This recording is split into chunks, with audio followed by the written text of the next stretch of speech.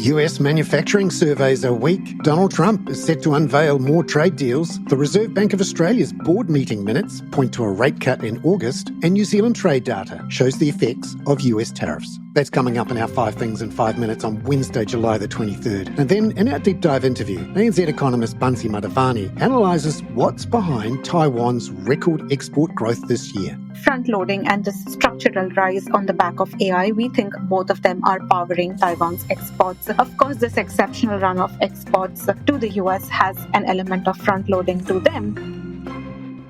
But first, in 5 and 5 with ANZ, US manufacturing surveys out overnight from the Philly Fed and the Richmond Fed were weak, says ANZ head of G3 Economics Brian Martin. He also gives us a heads up that Donald Trump is set to unveil more trade deals. Here's Brian. That's of some concern for the manufacturing business because that region, the Richmond Fed, is estimated to account for about 6% of US exports. That sort of brings us back to really thinking about the trade deals. US Treasury Secretary Bessent was on the wire saying that a rash of trade deals can be expected in coming days. There is talk of an imminent deal with the Philippines. But he also did single out Japan. He said that the upper house elections there may hasten a trade deal and that differences could be ironed out quite quickly. As of 4 a.m. Sydney Melbourne time, the S&P 500 was flat, while the US 10-year Treasury yield fell another 4 basis points to 4.33%. Gold rose 1% to a fresh one-month high of $3,443 an ounce, while West Texas Intermediate futures fell 0.9% to $65.38 a barrel. The US dollar index was down 0.5%, and that meant the Aussie dollar was up 0.3% at 65.5 US cents, and the Kiwi up 0.5% at 59.99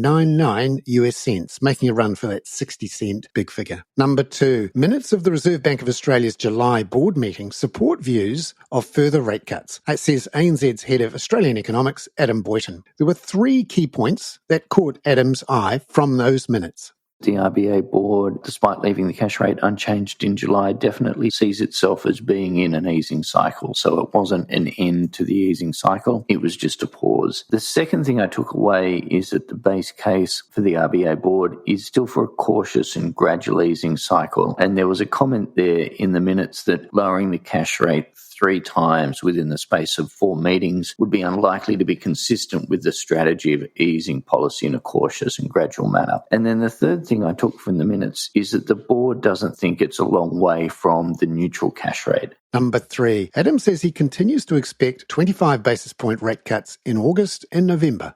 On the quantum of easing, that's a little harder to discern from the minutes. Yes, we know pretty clearly the bank's still in an easing cycle, but the RBA doesn't tend to flag how much they expect to ease. But I guess I saw that discussion around the neutral cash rate as suggesting that it's probably not the board's thinking at this stage that they'll be needing to cut the cash rate by 100 basis points from here. So I've got 1 cut in August and 1 cut in November, and then I think we'll see the cash rate sit at 3.35 after that November board meeting for some time. Number 4. The ANZ Roy Morgan measure of Australian consumer confidence was steady last week. ANZ economist Maddie Dunk notes that while economic confidence rose, confidence in people's own financial conditions fell. If we think about how rate cuts have flowed through to consumer confidence so far this year, they haven't led to a significant lift in consumer confidence, but that's also been against a backdrop where the global environment looks quite uncertain and there's a lot of ambiguity about the future. So looking forward, we do expect that ANZ Roy Morgan consumer confidence is going to continue tracking upwards. Rate cuts are going to support that.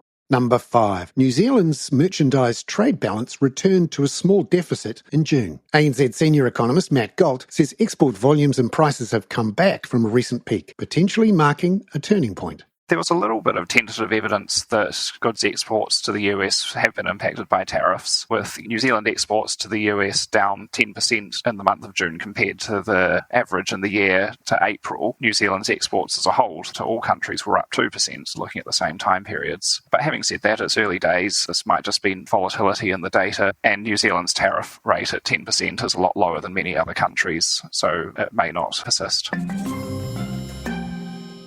Matt Galt there. Now in our deep dive interview, ANZ economist Bansi Madhavani tracks Taiwan's record export growth this year. Taiwan Taiwan's export growth has surpassed even the most optimistic forecast since the start of 2025. In the first half of the year, goods exports are up 37% when compared to last year, and that is the strongest H1 growth that we've seen since the start of the century. Now, what is driving this record export growth? It is Taiwan's electronic goods, semiconductors especially. Other sectors are nowhere close to the demand surge that we've seen in electronics. And when you think about where are they getting exported to, well, most of Taiwan's major markets are now importing more semiconductors than ever before. Exports to ASEAN region were up 31% on a year-on-year basis. Exports to mainland China and Hong Kong were up over 13%. But if I had to single out one market, it is the US which is driving this growth. The US is now set to be Taiwan's largest export market, and so far this year, Taiwan's exports to the US are up 51% compared to last year.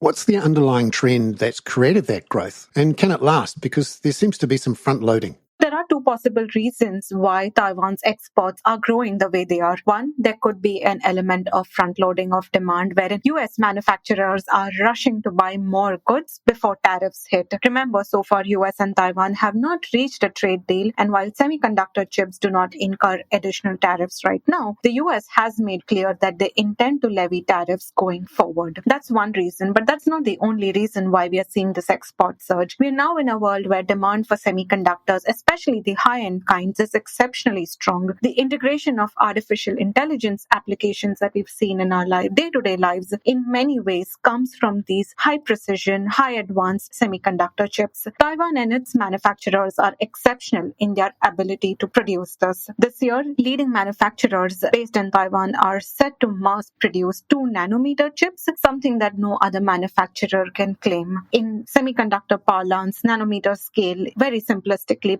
tells you the level of technology advancement, and smaller the number, the more advanced the chips. Now, both of these factors, front-loading and the structural rise on the back of AI, we think both of them are powering Taiwan's exports. Of course, this exceptional run of exports to the US has an element of front-loading to them, but globally, sales of semiconductor chips are rising and are forecast to increase even more going into next year. So yes, while tariff-driven worries are driving the front-loading, and that can wane in the coming months, we think there is an element of structural strength that is powering Taiwan's exports. So we remain positive on the overall export outlook, noting that there will be some pullback in the coming month when front-loading demand eases.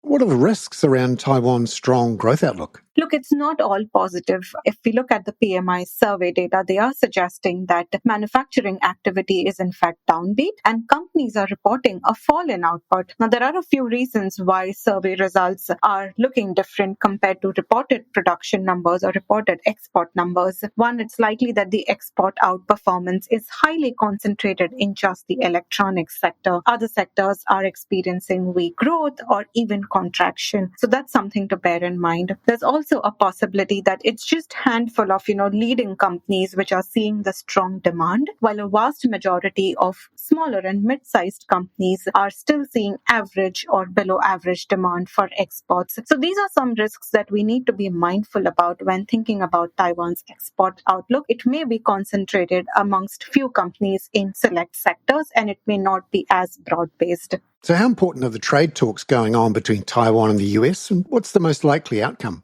So far, we haven't had any deal announcement between the US and Taiwan, but as part of the original announcement, US imports from Taiwan are set to incur 32% reciprocal tariffs, but there were carve-outs for semiconductor chips. Now, the lack of the deal also can be a positive thing. While the US administration has been sending out letters to many trade partners over the past few weeks, Taiwan hasn't got one yet. That gives us hope that perhaps the trade discussions are progressing well and can fructify into some sort of arrangement. So we are hopeful of an agreement before the 1st August deadline. What will be important to see is whether semiconductor chips remain exempt, and if so, for how long. Bansi Madhavani there. I'm Bernard Hickey. That was 5 and 5 with ANZ for Wednesday, July the 23rd. Catch you tomorrow with a look at how inflation is performing in Singapore and Malaysia.